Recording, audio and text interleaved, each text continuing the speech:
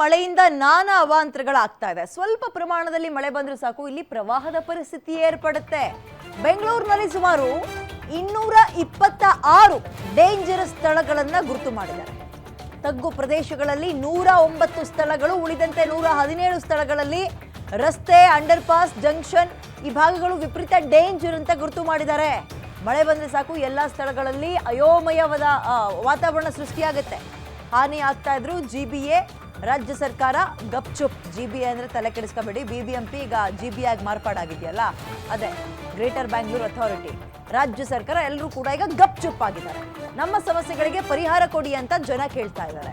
ಬೆಂಗಳೂರಿನ silicon city ಅಂತೀವಿ, ರಾಜ್ಯದ ರಾಜಧಾನಿ ಅಂತೀವಿ, ಮೆಟ್ರೋ ಸಿಟಿ ಅಂತೀವಿ, ಹೀಗೆ ಹಲವಾರು ಗರಿಮೆಗಳನ್ನ ಹಿರಿಮೆಯನ್ನು ಹೊಂದಿರುವ ಬೆಂಗಳೂರು ತುಂಬಾ ಸೆನ್ಸಿಟಿವ್ ಸಿಟಿ ಕೂಡ ಆಗ್ತಾ ಇದೆ ಅಲ್ಲ. ಅರ್ಧ ಗಂಟೆ ಮಳೆ ಬಂದೋದ್ರೆ ಸಾಕು, ಬೆಂಗಳೂರು ಸಂಪೂರ್ಣವಾಗಿ ಚಿತ್ರಣವೇ ಬದಲಾಗುತ್ತೆ. ಎಲ್ಲಿ ಗುಂಡಿ ಇದೆ, ಎಲ್ಲಿ ರಸ್ತೆ ಚೆನ್ನಾಗಿದೆ, ಯಾರಿಗೂ ಕೂಡ ಗೊತ್ತಾಗ್ತಾ ಇಲ್ಲ. ಆಲ್ರೆಡಿ ಕೆಲವೊಂದು ಕಾರ್ಪೊರೇಟ್ ಕಂಪನಿಗಳು ಯಾವ ರೀತಿ ಆರೋಪ ಮಾಡೋದು ಅನ್ನೋದು ನಿಮ್ಮೆಲ್ರಿಗೂ ಗೊತ್ತಿದೆ. ಬೆಂಗಳೂರಿನಲ್ಲಿ 2 ವಿಪರೀತ ದೊಡ್ಡ ಸಮಸ್ಯೆ, ಅದು ಬಗೆಹರಿಸಕ್ಕೆ ಆಗ್ತಾ ಇಲ್ಲ ಇತಿಹಾಸದಿಂದಲೂ. ಏನಪ್ಪಾ ಅಂದ್ರೆ, ಒಂದು ಟ್ರಾಫಿಕ್ ಜಾಮ್, ಇನ್ನೊಂದು ಗುಂಡಿ. ಮಳೆ ಬಂದ್ಬಿಟ್ರೆ ಕೇಳಲೇಬೇಡಿ, ಎಲ್ಲಿ ಬೇಕಲ್ಲಿ ಮರಗಳು ಕೆಳಗೆ ಬೀಳ್ತಾ ಇದ್ದಾವೆ, ವಿದ್ಯುತ್ ಕಂಬಗಳು ಧರೆಗೂ ಉರುಳುತ್ತೆ.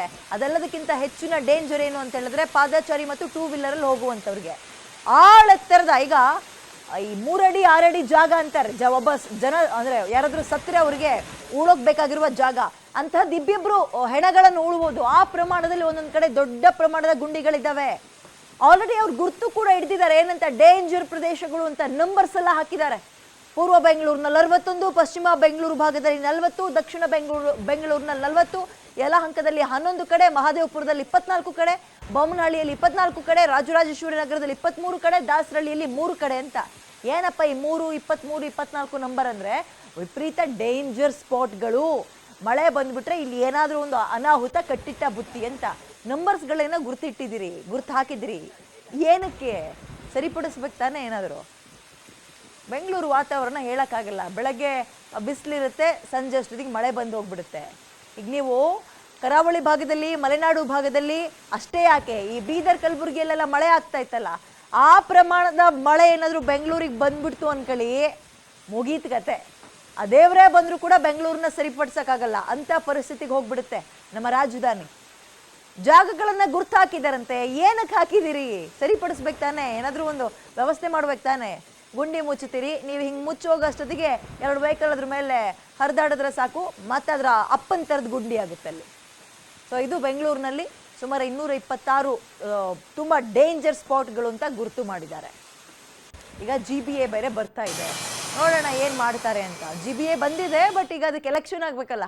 ಬೆಂಗಳೂರು ಪೂರ್ವ, ಬೆಂಗಳೂರು ಪಶ್ಚಿಮ, ಬೆಂಗಳೂರು ಉತ್ತರ, ದಕ್ಷಿಣ, ಕೇಂದ್ರ ಅಂತ.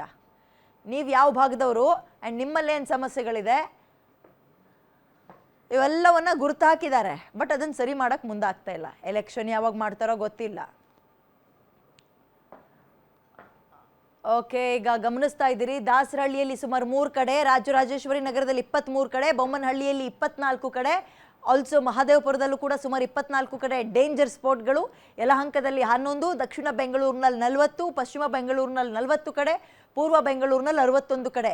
ಏನಿದು ನಂಬರ್ ಅಂತಂದ್ರೆ, ಬರೀ ಇಷ್ಟೇನಾ ಗುಂಡಿ ಅನ್ಬಿಡಿ, ನೀವು ಹುಡುಕಿದ್ರೆ ಇಂಥದ್ದು 100 ಸಿಗ್ತವೆ, 1000 ಸಿಗುತ್ತೆ, 100 ಅಲ್ಲ.